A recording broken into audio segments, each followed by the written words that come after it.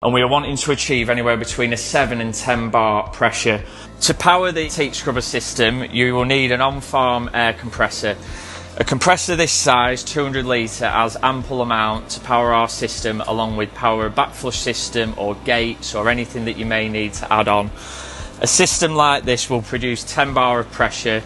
You've got a 200 litre tank, 4 horsepower motor, so it's going to fill up quick and give a good output.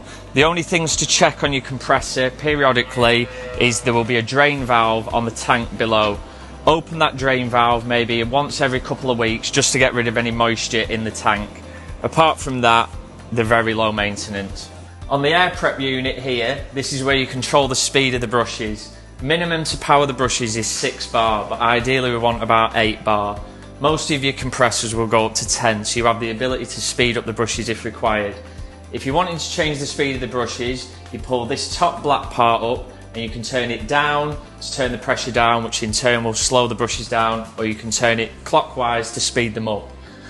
This filter will remove any moisture out of the airline coming from your compressor. This coalescing filter will take any oil out that's being picked up from your compressor.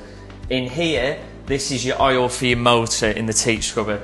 This needs to be looked after and checked periodically to make sure that this is up to the level line. To change the oil or empty, turn the air off, release all pressure, twist the bottom of the oiler and remove it. From here, you can then get the oil that we supply, fill it up, put it back on and turn your air back on. In here is your control unit. In this access here, you can change any settings that be required on the brush. Each control unit will power up to 2 working hand units in the parlour, and you have a choice of a standard control unit, which is this one, or you can go for our upgraded touchscreen version.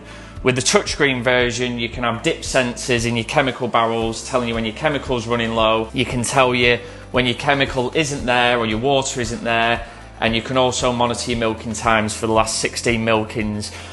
In this standard control unit, we're able to change brush settings on the keypad in here, where we can alter the wash time, the dry time, and we can also activate the air prep feature.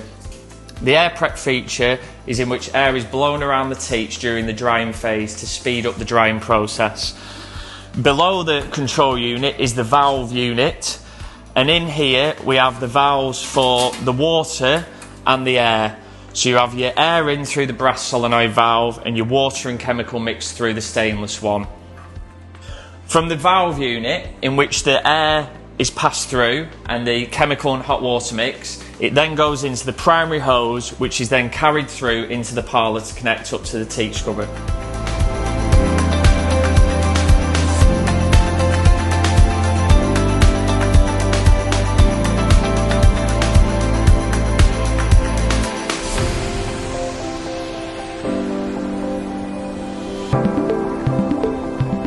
When installing the system, there's 2 options. You can have it either on a drag hose system, where the stainless box is attached above the parlour with the pipe hanging into the middle centre of the parlour, which enables you then to walk up and down, prepping each cow all the way down the parlour, and that'll work from one end to the other.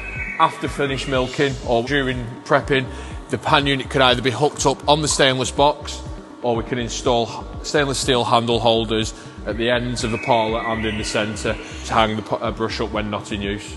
Another option would be to have the hand unit running on a line, stainless steel line, with the primary hose coiled up on loops, meaning the brush can follow you down the parlour as you prep the cows all the way down, and then it can also be coiled back up nice and neatly at either end of the parlour, brush again hung up on the hook, or once again we could have stainless steel holders put in wherever you like them. Brushes are required to be changed every 20,000 cows milked. To do this, remove your end housing, hold 2 of the brushes and turn and loosen as such. Once the brush is unscrewed, take it out and replace with new brush and hand tight until tight. Once you've done that, hold the next 2 brushes, remove the next one and replace like for like. Once the brushes are replaced, the end housing is then placed back on and audible clicked back, ready to go. To activate the brush, you press the switch on the side.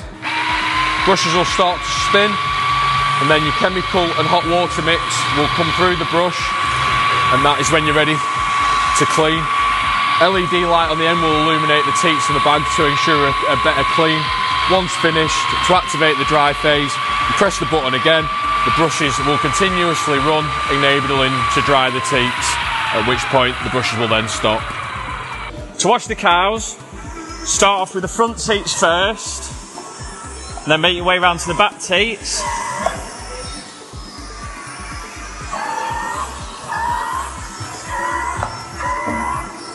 From here, after the washing phase, you have the option to turn it on to dry phase or leave them